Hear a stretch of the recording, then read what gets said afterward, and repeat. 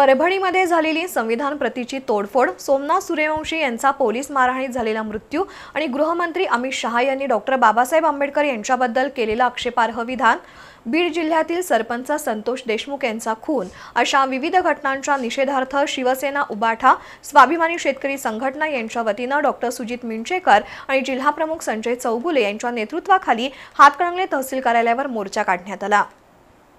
परभणी इथं झालेली संविधान प्रतीची तोडफोड आणि त्यानंतर सोमनाथ सूर्यवंशी यांचा पोलीस मारहाणीत झालेला संशयास्पद मृत्यू, बीडचे सरपंच संतोष देशमुख यांचा खून आणि केंद्रीय मंत्री अमित शहा यांनी डॉक्टर बाबासाहेब आंबेडकर यांच्याबद्दल केलेलं वादग्रस्त वक्तव्य अशा विविध घटनांच्या निषेधार्थ माजी आमदार डॉक्टर सुजित मिंचेकर आणि शिवसेना जिल्हाप्रमुख संजय चौगुले यांच्या नेतृत्वाखाली हातकणंगले तहसील कार्यालयावर मोर्चा काढण्यात आला। नायब तहसीलदार संदीप चव्हाण यांना निवेदन देण्यात आलं। दरम्यान संसदेत वादग्रस्त वक्तव्य करून संपूर्ण देशवासियांच्या भावना दुखावणाऱ्या नामदार अमित शहा यांनी पदाचा राजीनामा द्यावा आणि संपूर्ण देशवासियांची माफी मागावी अशी मागणी माजी आमदार मिंचेकर यांनी केली आहे।